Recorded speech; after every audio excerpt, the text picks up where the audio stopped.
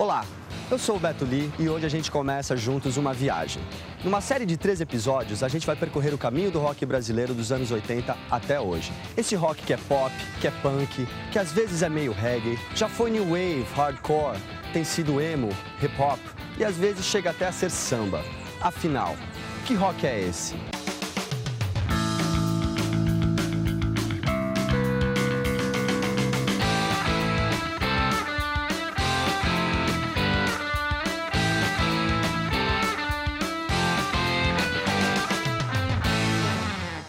Nessa série, a gente vai ver a história recente do rock sendo contada por algumas das pessoas que fizeram e fazem parte dela.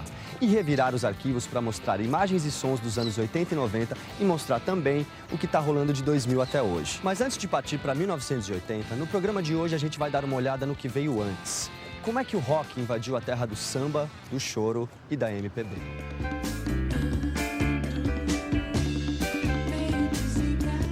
A gente entrevistou uma galera que sempre foi ligada à música jovem no Brasil para saber quais foram os primeiros sinais do rock na vida deles.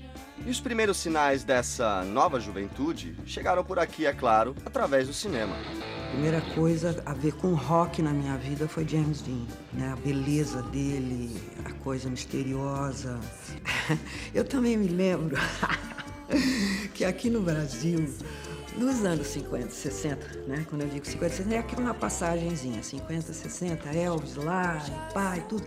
Aqui no Brasil existia um grupo de velhinhos chamado Os Velhinhos Transviados. Eles cantavam rock. Fui com minha mãe assistir um concerto, um show de uma pianista popular, assim, da época, de samba e tudo. E no meio do show dessa mulher, tinha o filho dela, ela apresentou o filho cantando a grande novidade do momento, o rock and roll.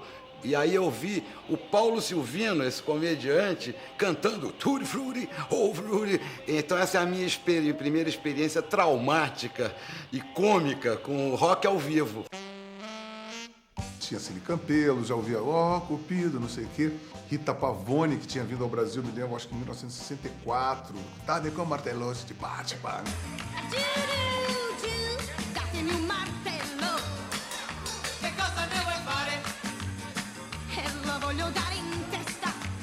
Quando a Rita Pavone veio aqui, ela foi acompanhada pelos The Clevers e casou com o baterista Netinho. Isso torna a experiência toda muito própria. E sempre me interessa a forma com que essa e qualquer outra linguagem contemporânea, internacional, a partir da matriz negra americana, como é que isso percorre o Brasil. E era basicamente um R&B, uma progressão de blues, que é o que deu origem ao que depois se chama rock and roll. Através de Elvis Presley. Eu não peguei Elvis Presley, não teve isso pra mim. Minha primeira referência musical é a coleção de discos dos meus pais. E eles tinham os Tropicalistas, né? Eles tinham Caetano, mas isso eu ouvia mais quando ele estava ouvindo. O que me interessou foi o rock, e aí eu descobri os Beatles.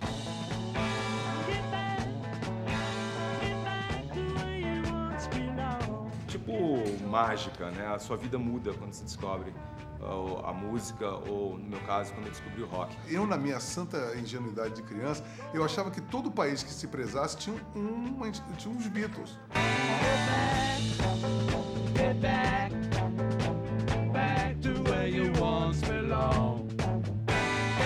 Brazilian Beatles. Aí eu falei, tem uns Beatles, aqueles Beatles são Beatles americanos.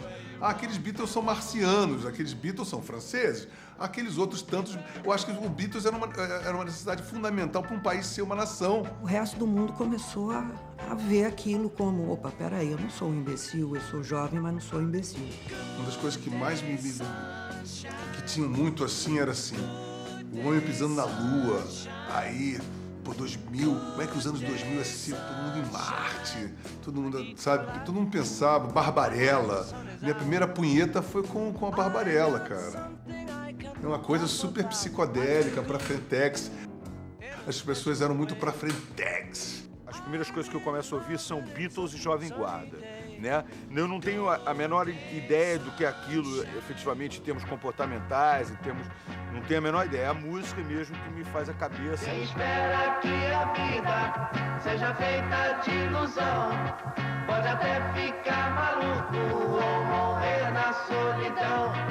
É preciso ter cuidado pra mais tarde não sofrer. É preciso saber viver. Toda pedra no caminho você deve retirar. Numa flor que tem espinhos você pode se arranhar. Vanderléia já veio lá toda gostosa, né? Uma coisa bem tesudinha.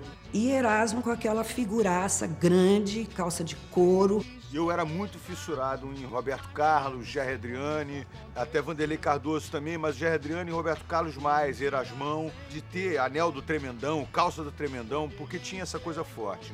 Calças Calhambeque, porque o Roberto Carlos foi lançado no meio do grande hit dele, foi o Calhambeque, né? E aí ele tinha um programa da Jovem Guarda, que era Erasmo, Roberto, Vanderléia, aquela rapaziada toda. O pop rock brasileiro, ele começa com Roberto e Erasmo, porque eles começam a escrever letras originalmente em português, quer dizer, eles saem da fase Split Splash, né, e do Calhambeque, que são versões, para começar a fazer coisas deles mesmo. Eu Te Darei o Céu, Meu Bem, e outras coisas.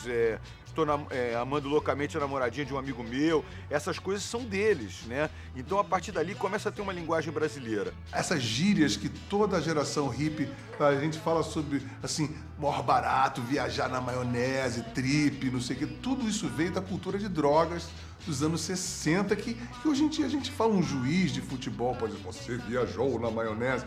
E isso é um termo de doidão. Maior barato, vou curtir, o maior barato foi de doidão. Eu era mais contido, filho de militar, com uma criação mais... Não podia comprar a bota de Beatles, a bota cubana com saltinho 3/4, assim, isso. E eu me lembro de meus pais dizendo pra mim que filho meu não usa essa roupa de cafajeste. Tinha muito esse discurso moral. Quanto mais o cabelo era grande, o cara era muito mais louco, né? Naquela época, assim, pô, o cara tinha o cabelo 2 dedos acima da orelha. 4 dedos, ele era muito louco. 5 dedos, ele era enlouquecido. Assim, progressivamente. Aquelas músicas, assim, pesadíssimas do Clube dos Esquina. Os ratos mortos na praça. Uma guitarra do Tony Horta distorcida. Pô, achava aquilo pesadíssimo. A Bolha, as Domingueiras no Caiçaras. Pô, lá no Rio de Janeiro tinha Silvery Boys, Analphabeatles, A Bolha. Cara, aquilo era muito, muito, muito importante. A Bolha com 18h30 no Maracanãzinho. O som da música dos alto-falantes. Gente, vai, Pô, era uma coisa muito poderosa, sabe?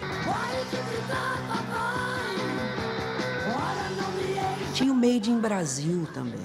Made in Brasil aqui em São Paulo. Made in Brasil veio antes dos Mutantes.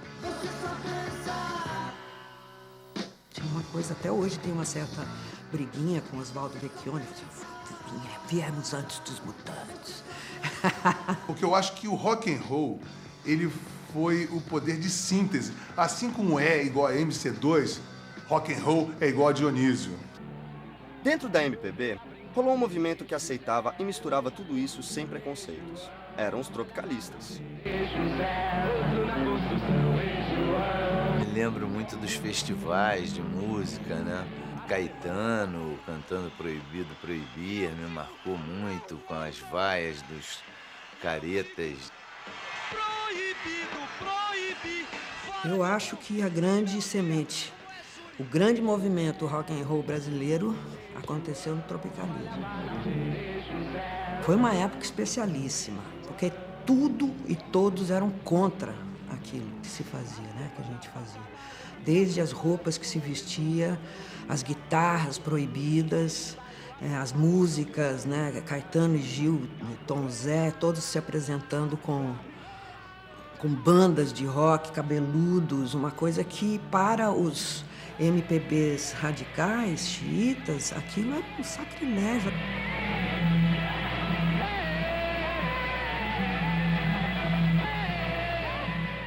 Os tropicalistas, na verdade, eles que tinham prestígio na MPB, eles legitimaram a Jovem Guarda como música brasileira, jovem, legítima, porque havia uma divisão na época, assim, de um lado a música brasileira e do outro lado a música jovem, o que era ridículo. Eu sempre perguntava, por que não pode ter uma música brasileira e jovem ao mesmo tempo? E no próximo bloco, Impacto. Os Secos e Molhados entram em cena.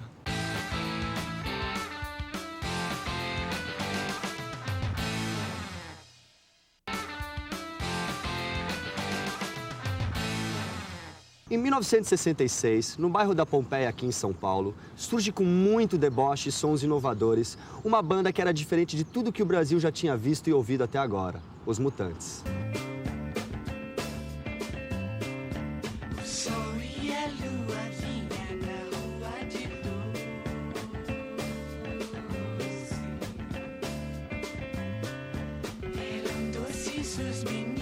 O disco novo dos Mutantes, para mim, era tão forte quanto um disco novo dos Beatles, dos Stones. Tinham muitos dos elementos que eram muito importantes para a minha conexão com música. Se você pensar bem, eles estão fazendo um rock psicodélico, lisérgico, junto com os Beatles. Eles estão sendo quase que contemporâneos de uma coisa que deveria ser uma influência.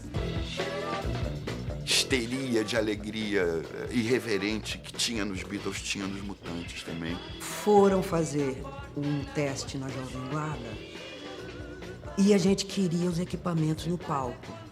E esteticamente eles acharam horrível. Como? Vai botar caixa de som no palco, fio, não sei o quê. Mas é isso aqui é legal, isso aqui é rock, vamos deixar. Não pode, então, até logo para vocês, passem bem, porte ali. E nós fomos embora. Estava rolando paralelamente Rony Fon, o Príncipe. O rei não quis a gente, nós fomos para o Príncipe. Antes de cair nas graças dos tropicalistas, teve um tempo em que o Arnaldo Batista, o Sérgio Dias e a Rita Lee nem se chamavam Mutantes. Quando era uma formação de 3, eram os bruxos, uma coisa bem pobre, né? E o Rony Fon falou, ai, pelo amor de Deus, esse nome é horrendo.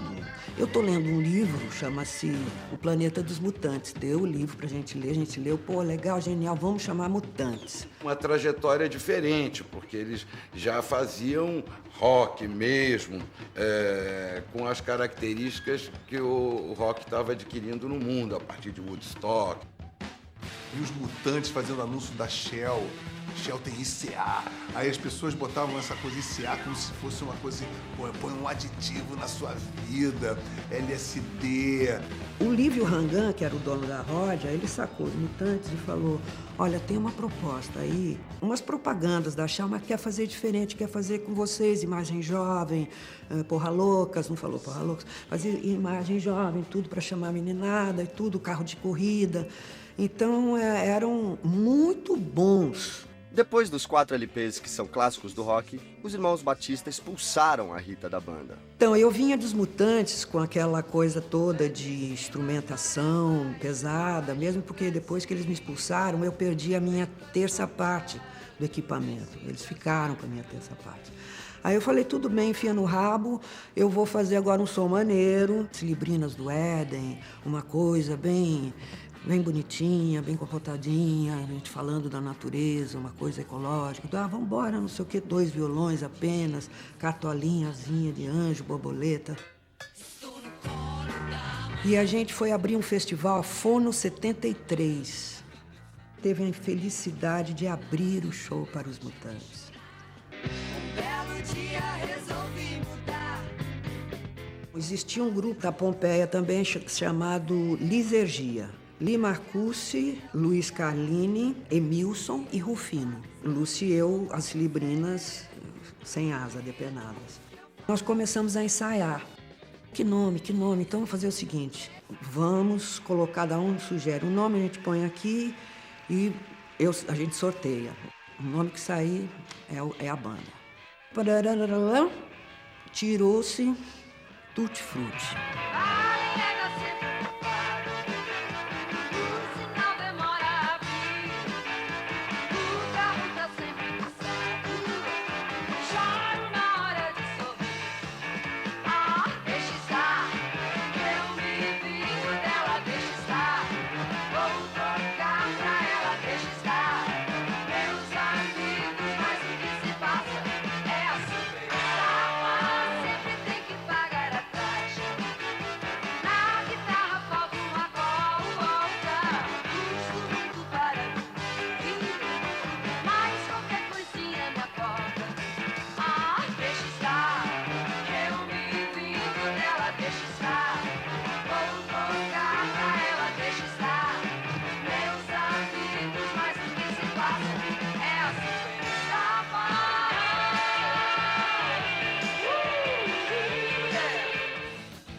Para alguns, eles foram a maior banda de todos os tempos no país. Para outros, um momento isolado na música brasileira.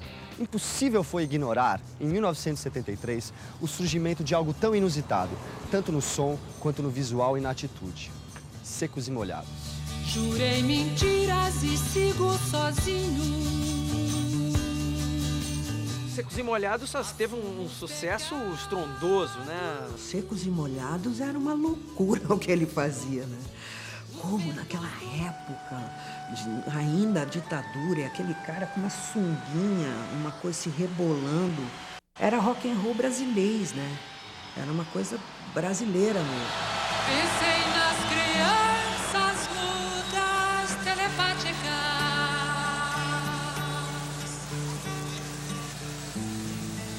Pensei nas meninas cegas, inexatas.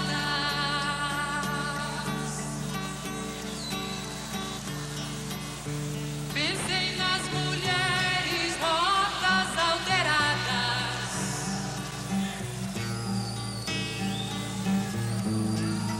Pensei nas feridas como rosas cálidas. O fenômeno pop, né, tem uma abrangência imponderável, assim, uma coisa de atingir todas as classes, faixa etária. Secos e Molhados foi isso, né? Não é, apesar de não ter propriamente músicas, por exemplo, feitas para criança, eu lembro que a molecada adorava. Gato preto cruzou a estrada, passou por debaixo da escada. E lá no fundo azul, na noite da floresta, a lua iluminou a dança, roda, festa, vira, vira, vira, vira, vira, vira, homem, vira, vira. Vira, vira, lobisomem, vira, vira, vira, vira, vira, vira, homem, vira, vira. O disco dos Secos e Molhados, o primeiro, foi fundamental como clube de esquina pra mim também, foi fundamental. Os sacis e as fadas. E lá no fundo azul, na noite da floresta, a lua iluminou a dança, roda, festa, vira, vira, vira, vira, vira, vira, homem, vira, vira. Vira, vira, lobisomem, vira, vira, vira, vira, vira, vira, homem, vira, vira. A androgenia, né, dos integrantes, principalmente do Ney Mato Grosso. Eu não entendia exatamente como era aquilo, né, um cara cantar com a voz de mulher, né, poxa. As senhoras ficavam loucas com o Ney, com o rebolado dele, e ele virava a cabeça das pessoas, né, porque ele não tinha vergonha, o corpo dele era deliciosamente lindo.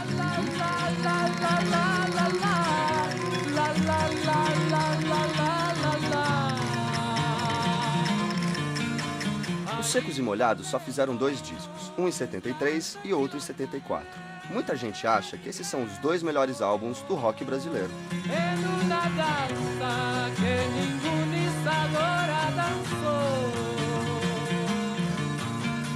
Nunca de ese lado del mundo.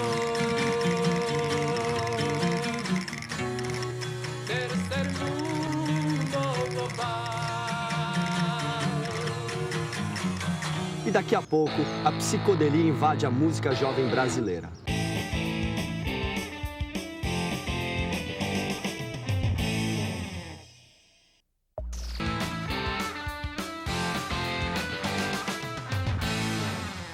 Que rock é esse que, em plena ditadura militar, gera uma banda que, com uma sonoridade nova, mistura guitarras psicodélicas com samba e ideias de tropicalismo? Eram os Novos Baianos e a sua ideia de comunidade hippie alternativa, Flower Power. No farol da barra o encontro é pouco, a conversa é curta, tudo é tão rápido como se furta. Como a luz bate nas águas, como tudo que se passa. Quando o sol se põe, vem o farol iluminar as águas da Bahia. Convivia muito com os Novos Baianos lá no sítio de Vargem Grande. Jogávamos pelada sempre com eles, participávamos das peixadas lá que o Charles fazia. Vi muito ensaio dos baianos num galinheiro que eles tinham lá no sítio de Jacarepaguá. O Pepeu, o Jorginho, a Baby, Paulinho, Moraes. Uma barrigada de banho, na cadência bonita do numa batucada de banda, na cadência bonita do samba. O meu nome ninguém vai jogar na lama, diz o dito popular, morre o homem, fica a fama. Eu quero morrer numa batucada de banda, na cadência bonita do samba. Quero morrer numa batucada de banda, na cadência bonita do samba. Eu que já andei pelos 4 cantos do mundo procurando, foi justamente num sonho que ele me falou.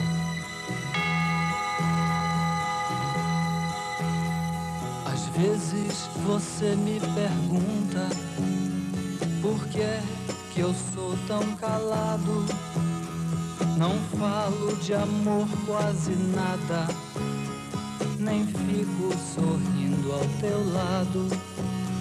Você pensa em mim toda hora, me come, me cospe, me deixa. Talvez você não entenda, mas hoje eu vou lhe mostrar. É um caso à parte, né? Porque ele tem história de rock. Ele é o fundador do Elvis, carteira número 1 do Elvis Presley Fan Club.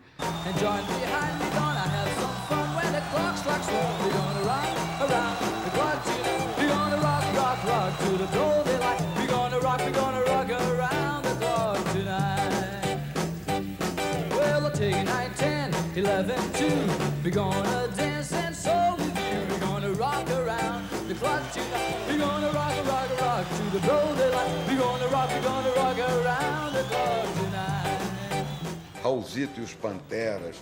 O Raul sempre foi isso, né? É a linguagem que ele escolheu para ele. Elvis é a base dele. Mas o Raul é mais que isso, né? Porque o Raul somou a isso o baião, o samba, o candomblé, o deboche, o sarcasmo, a história em quadrinho, a magia, depois já com Paulo também, a dupla do barulho, Paulo Seixas e Paulo Coelho. O seu sacrifício, a placa de contramão, o sangue no olhar do vampiro e as juras de maldição. Eu sou a vela que acende, eu sou a luz que se apaga, eu sou a beira do abismo, eu sou o tudo e o nada. Eu me lembro de ter achado uma fita cassete bem tosquinha, assim, numa lanchonete que meu pai tinha e que ele tocava sempre lá no bar, ou seja, eu estava sempre escutando aquilo, mas beleza. E aí eu comecei a prestar atenção porque era uma fase que eu já era adolescente quase, e eu escutava muita coisa em inglês e poucas coisas me chamavam a atenção escritas em português. Eu não conseguia me empolgar com muitas coisas escritas em português. E talvez Raul tenha sido a primeira coisa que eu escutei que realmente me deu aquele baque, assim. E ele tinha uma música que se chama Maçã, que é uma das melhores letras de amor que eu já vi na minha vida, assim. E aí eu comecei a viajar nas letras dele, aí é que eu fui conhecer, saber dos outros discos e blá, blá, blá. Eu sou a mosca que pousou em sua sopa. Eu fiz papel do Raul num curta-metragem, chamava Tanta Estrela Por Aí. Eu sou a mosca que perturba o seu sono. Eu fazia Raul numa situação verdadeira que aconteceu. Que ele foi fazer um show e lá no show acharam que o Raul não era o Raul. Olha que louco.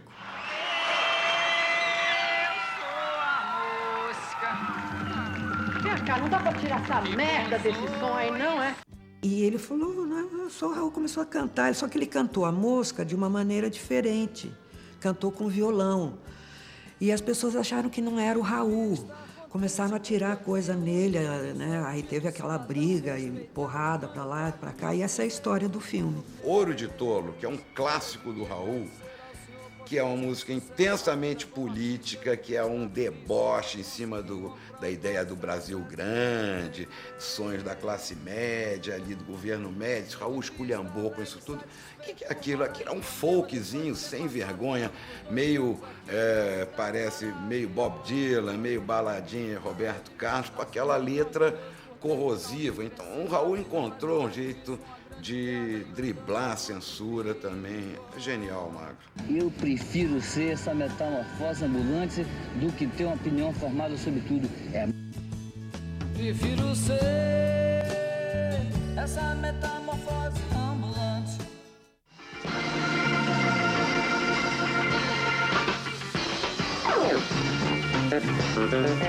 O rock carioca dos anos 80 deve muito a uma banda chamada Vimana.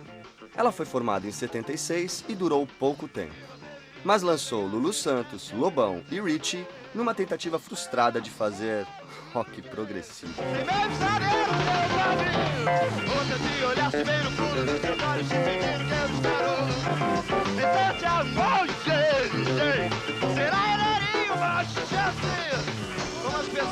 Um amigo meu que se tornou muito meu amigo praticamente me enfurnou no Vimana.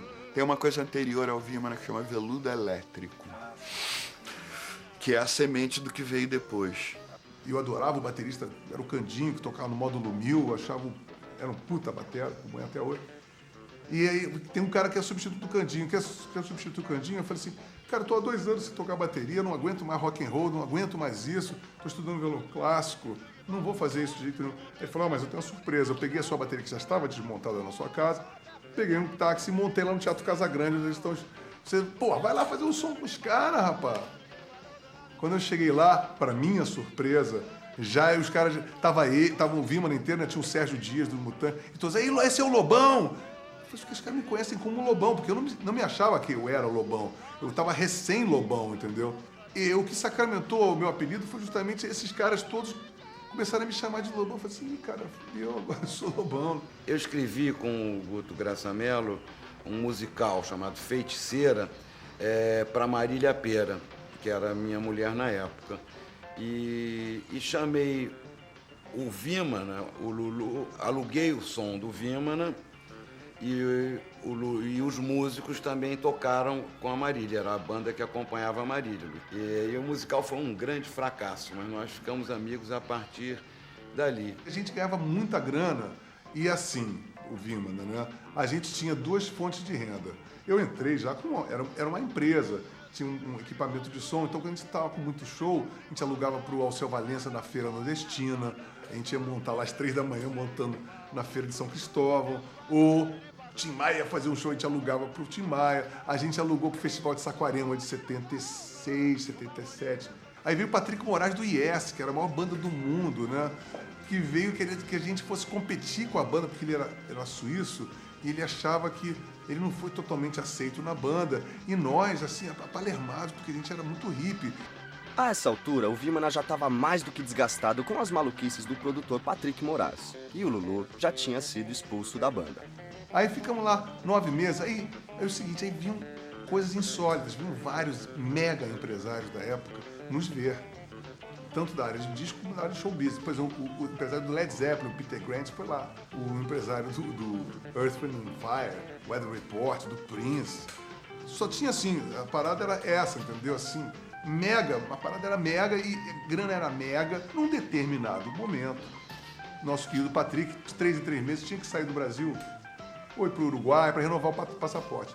Naquele exato momento que aconteceu esse episódio, ele foi para Londres. Era final de 76, início de 77. Aquela felicidade, não sei o quê. E eu já estava bem desgastado e, para dizer a verdade, já estava flertando com a Liane, que queria ser mulher. Estava ficando apaixonado por ela. Quando ele volta, cara, ele volta deprimidíssimo, cheio de sacolinhas, né? Aí chega assim, oh, it's over, it's over. Aí abre as coisas, assim, tem Elvis Costello, Sex Pistols, The Clash. Naquela época a gente olhou e falou, cara, que é isso? Que coisa maluca. E era tudo muito simples. The Police viria depois. Ele falou assim, olha, isso aqui que acabou. Eu sou uma pré-história, eu sou um dinossauro. A primeira vez que eu ouvi a palavra dinossauro, eu sou um ser extinto. Daqui a pouco, os primeiros festivais e os primeiros sinais dos anos 80.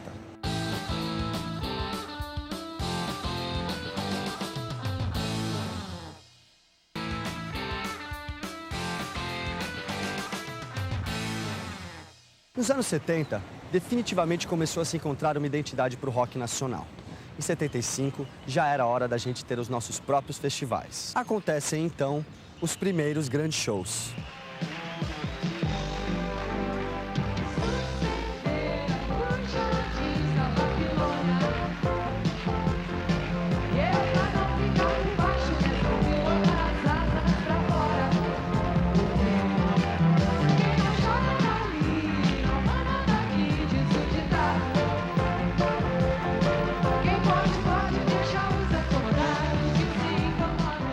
Eu fiz esse primeiro Hollywood Rock em 75 no campo do Botafogo. Queria fazer festivais de rock aqui. Isso era uma coisa, hoje já, se eu tivesse um pingo de maturidade, eu jamais teria feito isso.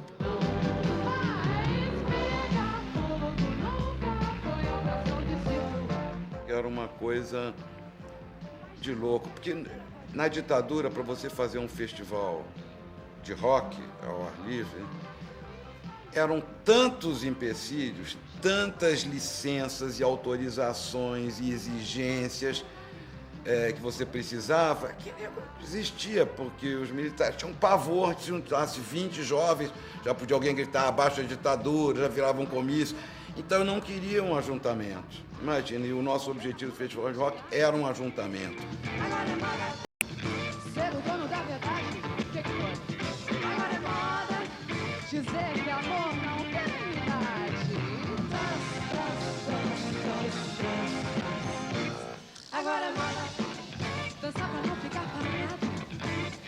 Agora é moda bancar o fino. Em 78, o Tutti Frutti lançou seu último disco. E a Rita começou uma nova fase com seu novo parceiro, Roberto de Carvalho. Ele tocava com Ney Matogrosso. Me lembro de ver aquele moreno lindo, aquele carioca tesudo, que tocava guitarra, piano. Eu falei, eu quero. Muito bom. Quando o Ney veio para São Paulo tocar no Beco, do Abelardo Figueiredo, eu fui assistir, já com péssimas intenções. Fui assistir, estava lá Roberto tocando, tocava muito bem. E eu fiz uma música para o Ney chamada Bandido Coração, e o Ney falou, dá uma espiada no que o Roberto fez na guitarra. Ele chamava Roberto de Zezé. Dá uma espiada, vê o que o cara, pronto, que solo bonito, realmente bem bonito. Ó, vou fazer no Beco, tudo, vem ver a gente, tudo. Eu fui, claro. E depois fui no camarim, jogar as minhas tranças. E convidei para um jantar. Um jantarzinho em casa, Ney e banda. Eles foram, começou a ficar tarde, todo mundo foi embora e eu fiquei com o Roberto tocando piano. E aí a gente começou, ainda não tinha acabado Tutti Frutti, ainda tinha o disco Babilônia. Né? Esse foi o último trabalho, mas o Roberto já estava praticamente dentro. Aí eu falei, quer saber para que Tutti Frutti, para que nome? Não, é a gente mesmo. Aí a gente começou a compor feito louco. Loucos. Logo depois eu fui presa. Fui presa grávida, foi grávida do Beto. Barra pesadíssima. Mas rock and roll também, né? Rock and roll. Todo currículo de um roqueiro tem que ir para um hospício, tem que ser preso, tem que... Senão...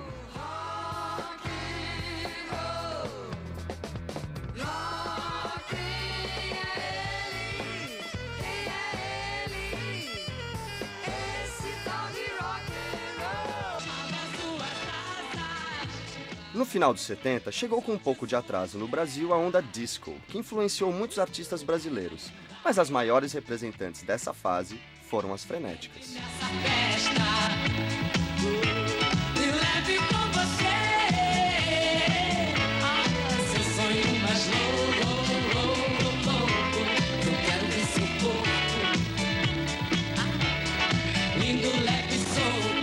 Quando começou a abertura política, ali em 77, e eu fiz o Dancing Days, aquela euforia de Dancing Days, discoteca, eu voltei a fazer música e fiz uma música com a Rita Lee.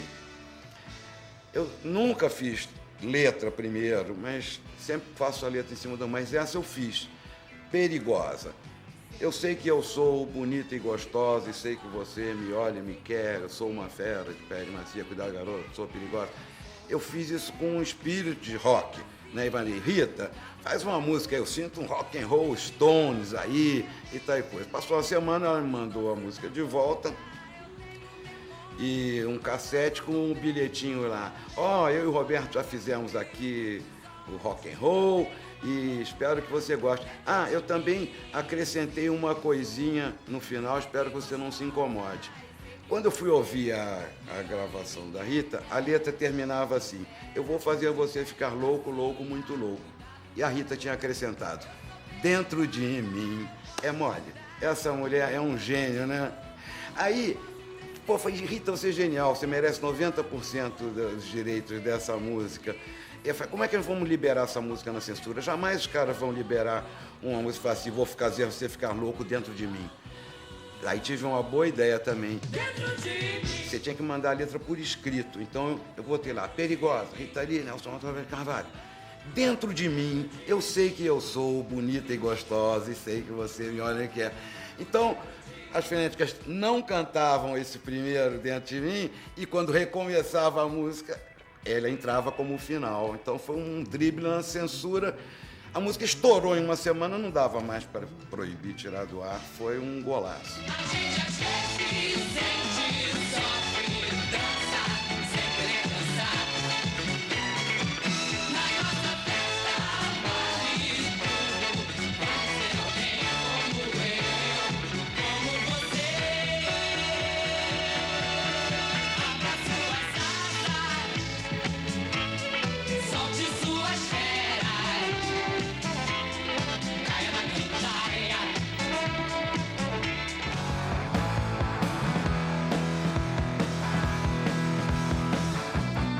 Brasil tinha uma censura muito rígida, não só uma censura política, mas uma censura comportamental também. A ditadura queria que todo mundo fosse moralista, tivesse bons modos, amasse a família, a pátria, coisa de louco, cara. Então eu viajava muito e acho que uma coisa que ficou muito forte foi quando eu vi os Dead Kennedys em Nova York, com o Jello Biafra, e fiz uma crônica no Globo e matéria no Hoje também. Meu primeiro contato com punk rock foi através do Nelson Motta, no jornal Hoje, quando ele, acho que semanalmente ou diariamente, ele tinha um tempinho no jornal que ele falava sobre novidades.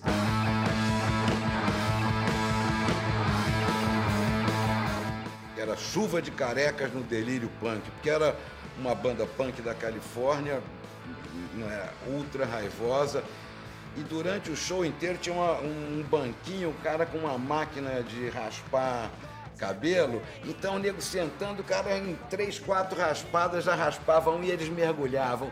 O show inteiro, aquela chuva de carecas, foi maravilhoso aquilo.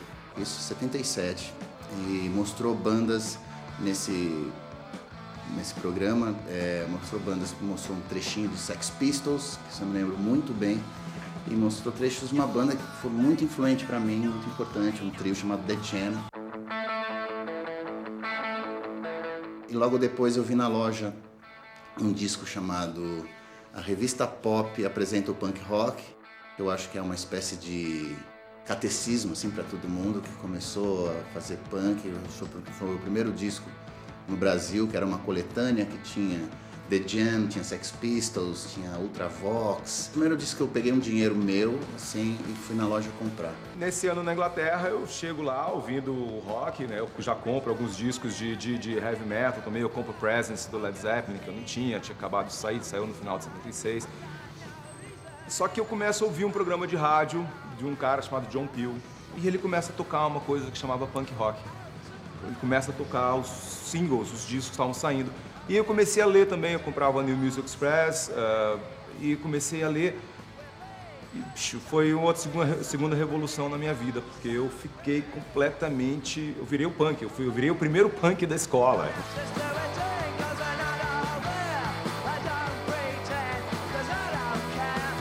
Eu era o primeiro garoto que andava com alfinete na escola, coleira de cachorro e Sex Pistols, The Clash, e não queria mais saber do rock tradicional. E meus próprios colegas na escola, eu estava meio à frente deles, né? Eles estavam ainda ouvindo o rock dos anos 70 e eu já estava ouvindo punk rock. E eu volto para o Brasil em janeiro de 78. Quando eu chego na Colina, mostro os discos de punk rock para os meus amigos e ninguém se interessou, né? O pessoal achou no mínimo um barulho, né? Eu falava Sex Pistols, cara, olha Sex Pistols, cara, os caras não sabem cantar, pô, não tem solo de guitarra. Eu falava, mas é isso que é legal. Esses ecos do punk em Brasília iam gerar uma banda fundamental para o que viria depois, o Aborto Elétrico. Bom, mas isso é um assunto para o próximo episódio. No próximo programa, a gente começa a viajar pelos anos 80, a década que deixou a mídia, o público e o mercado aos pés do Rock Brasil. Rock Brasil. Que rock é esse?